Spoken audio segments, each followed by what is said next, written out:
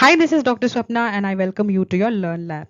If you are an IGNOU student looking for help in your studies, then you have reached the right place. Here, we have lecture videos on different core and elective subjects of important IGNOU courses. We aim to help you ace your exams. So hit subscribe to our channel and as you watch, make sure to like and share too. Come and join me on this beautiful learning journey. And in this unit, we'll understand what forensic psychologists actually do in real life, from working in courts and prisons to helping the police solve crimes. It's one of the most fascinating intersections between psychology and law. Like, think of a psychologist helping the court decide if someone was mentally fit during a crime. That's what forensic psychologists do at work. Now, here is what we'll cover in this unit. We'll be doing the roles and functions of forensic psychologists, and we'll also be seeing their qualifications and training, what it takes to become one. All right, so let's delve into the topic now. Let's do a quick introduction. So, forensic psychologists apply psychological knowledge in legal and criminal justice settings. They don't just work with criminals, they assist the police, courts, prison, and they also conduct research. Research here is based on the case that is being dealt with, right? And secondly, they also provide expert testimony, help in investigation, help in rehabilitating offenders back into the society, and they also teach or conduct research, this time in academic situations. So imagine a psychologist who helps the police understand why a serial offender chooses certain victims, or there is a certain path or a certain pattern of crime being conducted by a person. This is all application of the forensic psychology. So can you think of any movie or TV show where you have seen a psychologist helping police solve a case? Let's now move on to the roles of the forensic psychologist. Harvard in 1981 classified the roles of forensic psychologists into four main categories. That is clinical, experimental, actuarial, and advisory. The first one, in clinical, this involves assessing the mental health for trial fitness or mental illness of the victim. Whether the person is mentally fit enough to understand the procedures of the law and face trial, or if the person has made a request that he was not in sound mental health while committing the crime, forensic psychologist will be making sure whether the person is saying the truth or not, whether the person was actually mentally ill while committing the crime, not in sound mental health, or the person is just lying to escape from punishment, right? Example would be evaluating if an accused understood their actions during the crime. The second one is experimental. Experimental role means here the forensic psychologists conduct research related to crime, witness, or the memory, anything that is relevant to the case. Example would be how stress affects eyewitness accuracy, whether the eyewitness tends to forget details of the crime which they have seen while being interrogated or under stress. Third one is actuarial. Here, the forensic psychologist is responsible for using statistics to predict behavior, such as likelihood of reoffending, whether there is a chance or a probability that the person can repeat the crime. And example would be using a risk assessment tool to decide whether a person who is currently in prison is eligible for a parole or not.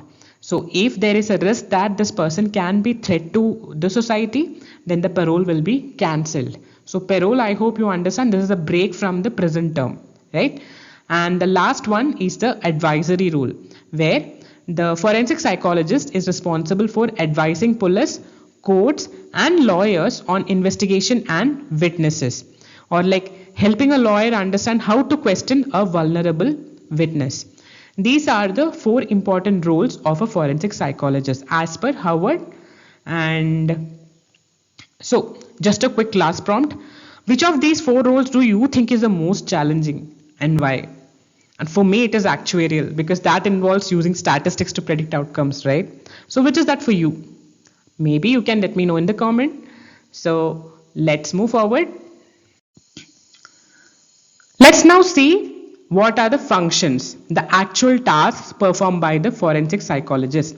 And these include criminal investigations, crime analysis and case linkage, offender profiling, interviewing witness and suspects, detecting deception. Also, police psychology functions, expert witness role, assessment and treatment of offenders, and finally academia and research. Now, let's look at each of these one by one in detail. So, the first function is the criminal investigation. Here, the forensic psychologists help the police make better decisions from leadership to interviewing. They assist in suspect prioritization and improving police performance. So, here, in the function which is called criminal investigations, the forensic psychologist help police improve the decision making, help in improving their leadership skills, improving their interview methods and data analysis. They also help in suspect prioritization, which means if we have a bunch of people who are suspects, which of them should be prioritized, and also help in intelligence-led policing. These are the different factors that come under the criminal investigation function of a forensic psychologist. The second function is crime analysis, and this involves comparing crime data to find links between different cases. This helps in identifying if the same offender is responsible for multiple crimes or not. So, again, crime analysis, this is a function where the forensic psychologist would be analyzing the crime data to find link between different cases, something that has already happened long back and something that has happened now, if there is a link between both of these cases. They're also going to compare the crime details with available databases to identify offender patterns. If there is someone who has committed a crime before and the current crime is matching the pattern, if that is the case, it will be easy for them to point fingers at the offender, right? And then they also help in focusing the investigations and avoiding duplication of effort. For example, if two burglary cases in different areas have similar entry methods and timing, the psychologist may link them to one suspect. This is the crime analysis function of forensic psychology. Next, we have offender profiling. Offender profiling is the most popular function, which is often glamorized in the media also. Profiling involves studying crime scene evidence and victim reports to infer the traits of an offender. What would be the height of the offender? What the person might have been wearing, or what is the physical appearance of the offender, right? All of these comes under the offender profiling. So the forensic psychologist under this function studies the crime scene behavior and victim reports to infer the offender traits. They also help in developing profiles to narrow the suspect pools and guide the police resources. Example, if the crime scene shows meticulous planning, the profiler might infer that the offender is intelligent and very organized and has made sure that there is no evidence that is left behind, right? So, in different shows like Criminal Minds, all these shows are based on this offender profiling function of a psychologist. Though real life profiling is more data based and less dramatic, right? I'm sure you might have seen movies also like this, right? Where they're like maybe The Mentalist and all of these, right? So yeah, that was the offender profiling function. Next, we have interviewing and eyewitness research. Forensic psychologists develop techniques for effective interviewing. They train police to question witnesses without leading them and to detect deception. So here, what are the forensic psychologists doing? They are going to develop proper methods to interview witnesses and suspects.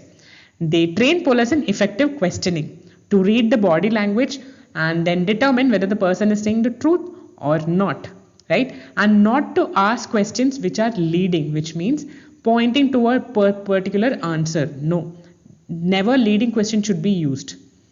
Research, they also help in researching eyewitness memory reliability and deception detection, whether the memory of the eyewitness is reliable or if there is a lapse in the memory due to the stressful conditions under which the interrogation is happening. All this comes under interviewing and eyewitness research function of a forensic psychologist. An example would be, so at times, the forensic psychologist might teach the police officers to avoid questions like, was the man tall?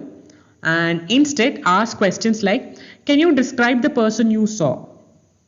How did the person look like? Instead of asking leading questions like, was the man tall or was the man short, right? So that is interviewing and eyewitness research. So there's a fun activity for this, okay? Let's try and close your eyes for 10 seconds. And can you recall what your friend wore yesterday? Or maybe what you wore 2 days back? You can notice that at times memory can be fuzzy even for a very short time. So imagine how an eyewitness would be functioning under these conditions, right? So all of these studies comes under this particular function of a forensic psychologist. The next function we have is police psychology. Police psychologists work directly with police departments, selecting suitable officers, providing training, stress management and counseling. So in this function, forensic psychologist is going to assist with recruitment and testing of police officers. They provide training, stress management and counseling. They also advise on organizational and psychological challenges in policing. For example, a police officer involved in traumatic shooting may receive counseling from a forensic psychologist to, avoid any post-traumatic stress disorder. Right? So, why do you think the mental health support is important for people working in law enforcement? If you have any family member who's involved in such, roles and jobs, you will know this better, right? So, police psychology is also an important function for forensic psychologists. The next function we have is of expert witness. A forensic psychologist may appear in court as expert witnesses. Their job is to explain complex psychological concepts in legal terms for judges and juries. So here they provide expert testimony in court. They translate their psychological findings into legal terms. They explain the mental state, risk assessment or witness credibility. They also assist judges and juries in decision making. Alright. So for example, forensic psychologists may testify about an offender's mental state or whether a witness is reliable or not. Okay, so this is the expert witness function. The next function we have is assessment and treatment of offenders. Forensic psychologists assist offenders to understand their mental health, risk of reoffending and treatment needs. They also run rehabilitation programs for anger management, addiction or behavior change. So let's just repeat. Forensic psychologists, they conduct psychological evaluations of offenders. They assess risk of violence and reoffending. They provide therapy and rehabilitation in prisons. They also help design programs for anger management, addiction and behavior change. An example would be psychologists working in prison who help inmates learn self-control and empathy through therapy sessions. And the last function that we have is academia and research. So many forensic psychologists work in universities. They teach and conduct research also. Their studies improve how we assess, treat and prevent criminal behavior. So this is another function of forensic psychologists. They teach forensic psychology in universities. They conduct research on crime, law and behavior. They develop new assessment tools and intervention programs for people who are involved in crime, right? They also publish their findings to guide police making their policies and also practicing. An example would be developing a new psychological tool to predict aggression or studying how courtroom design affects witness testimony. All of these are examples of academia and research in forensic psychology. Next, qualification and training. What all you need to become a forensic psychologist. So, first and foremost, you need a master's or doctorate degree in psychology. So, your doctorate could either be in forensic psychology or your doctorate could be in clinical psychology and specialization in forensic psychology. Then you need training in assessment, interviewing and profiling. Also, knowledge of law, ethics and court procedures. You'll also need continuous professional development and supervision. Example, in India, universities like NIMHANS in Bangalore and GFSU offer specialized forensic psychology programs. So, is there anyone listening to me who's interested to continue into psychology and particularly specialization in forensic psychology? Do let me know. There's a very interesting field, So that was all about the second unit. I know it's very simple. I mean, most of the people who watch TV and shows, this subject is going to be pretty easy for them. Let's move on to the exam oriented questions. So the most probable questions that could come is discuss roles of forensic psychologist, explain functions of forensic psychologist with examples, describe qualifications and training of forensic psychologists. Thank you all for learning with me. If you found the video helpful, make sure you let me know by hitting the like button. Make sure you share the video with your friends too. Subscribe to make sure that you don't miss out on any of the new videos. You can reach me by simply dropping a comment. See you in the next one. Till then, happy learning.